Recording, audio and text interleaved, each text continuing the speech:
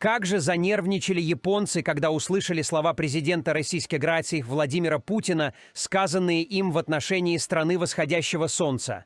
На этот раз российский лидер не стал ходить вокруг да около, а прямо назвал вещи своими именами, выставив Японию на весь мир в крайне неприглядном свете. Шокированные услышанным, потомки самураев было кинулись вытащить из-за пояса катану, но, нащупав только лишь мокрый подгузник, принялись брызгать слюной. А тем временем наш президент сказал то, о чем и так все давно уже знают. Речь шла о нефти и газе, а конкретно о том, что Токио, как ни в чем не бывало, продолжает с удовольствием приобретать российские углеводороды. Владимир Владимирович в ходе интервью журналистам на Петербургском международном экономическом форуме напомнил, что японская экономика держится на плаву и до сих пор является конкурентоспособной именно по причине доступности для нее российского топлива. Японцы тут же возмутились и назвали слова Путина ложью. Как он мог говорить такое, что Япония якобы от кого-то зависит и тем более от России? Ведь это не только полностью независимое государство, но и надежный партнер Запада. В общем, этого не может быть. Но Владимир Путин, должно быть, был в тот день в очень хорошем настроении и решил наконец-то поставить японцев на место. С уверенной улыбкой на лице он продолжал говорить. Его слова были полны тонкого сарказма, напоминая им об их долгой истории союзов и зависимости от иностранных держав. В комнате нарастало напряжение, пока он перечислял примеры того, как Япония контролируется другими странами, пока ни у кого не осталось сомнений в том, что они не так сильны или независимы, как заявляют. И вот так, с помощью нескольких хорошо подобранных слов, Путин еще раз подтвердил доминирование России над соседней страной. Президент России прямо заявил, что он искренне не понимает, как у Японии вообще хватает наглости предъявлять какие-то там требования Москве. Выступать за санкционную войну против нее и распространять русофобию, в то время как экономические взаимоотношения с Россией составляют основу безопасности страны восходящего солнца. Иными словами, японцы без зазрения совести получают по льготной цене, которые вносят неоценимый вклад в развитие большинства отраслей японской промышленности. Но при этом позволяют себе негативные высказывания в адрес своего благодетеля, коим, безусловно, для Японии является Россия, и еще обвиняют ее же во всех смертных грехах. По сути, это наглядный образчик двойных стандартов, давно взятых на вооружение не только самими японцами, но всем остальным прогрессивным Западом. Они, видимо, испытывают какой-то особый кайф, когда отпускают какую-то колкость в адрес Москвы. Больше всех после слов Владимира Путина лютовал японский генсек Исимасе Хаяси. Все слова, сказанные российским президентом, он назвал неприемлемыми, несправедливыми и с примесью лжи. То есть, по мнению потомков самураев, русофобские выпады в адрес России – это нормально. А вот когда им прямо указывают на недопустимость подобных шагов, то это тут же вызывает у них нервную реакцию. Впрочем, удивляться не приходится.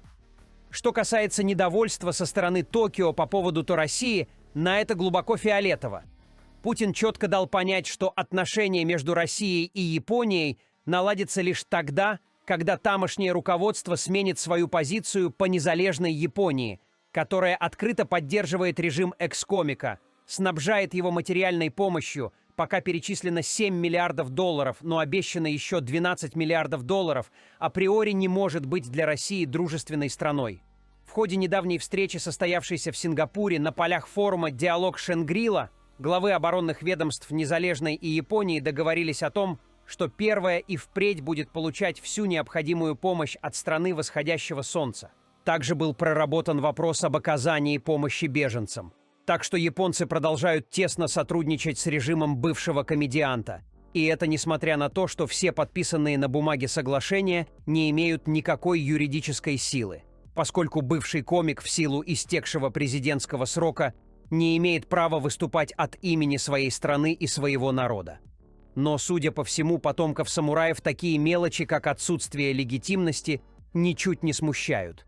Напротив, они полностью солидарны с человеком, число грехов которого уверенно приближается к количеству злодеяний небезызвестного немецкого канцлера во времена Второй мировой.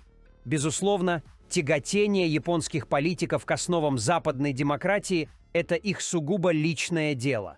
Но в таком случае надо соответствовать им во всем. Странно, как иногда все оборачивается. Мы поставляем им нефть и газ, а они еще имеют наглость нас за это издеваться. Пусть Япония обратится к руководству так называемого независимого государства и попросит их помочь в обеспечении своих островов углеводородами.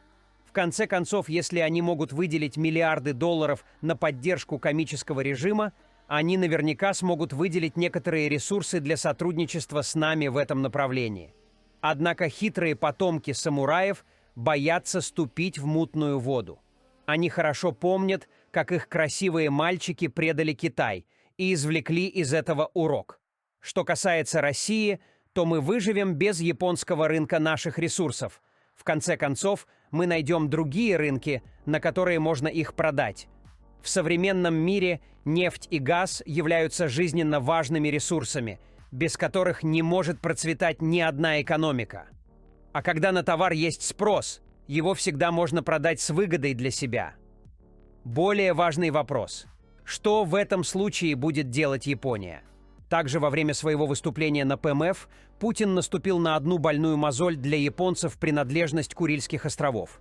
Владимир Владимирович напомнил, что Курилы – это территория России, и никто не собирается с японцами дискутировать на эту тему, так что свои фантазии Токио может засунуть куда подальше. Острова – это неотъемлемая часть нашей страны и точка, причем очень жирная. А когда Владимира Владимировича спросили, не стесняется ли он посещать Курильские острова, он не удержался саркастического комментария по этому поводу. А почему я должен стесняться их посещать? Хотя пока я и не планировал этой поездки в силу своей занятости. Какие странные рассуждения о посещении Путиным территории своей собственной страны. Откуда вообще такие мысли?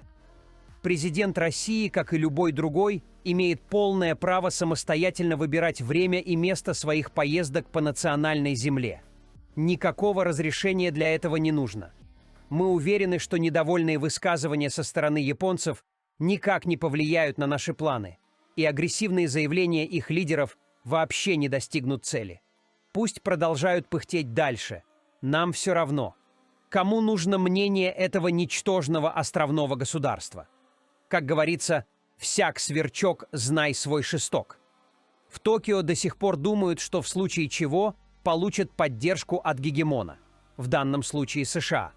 Но они, кажется, забывают об истории их общения. За всю его продолжительность до сих пор США не помогли ни одной стране, потому что всегда действовали только в интересах своих корпораций. А теперь ставки сделаны и игра окончена. Япония проиграла, перекладывая поставки своих ресурсов на Китай, она сделает Россию экономическим гигантом безо всяких усилий. Мы призываем всех друзей поддержать наш канал, подписаться, поставить лайк и оставить мощные комментарии. Это помогает нам расти и развиваться.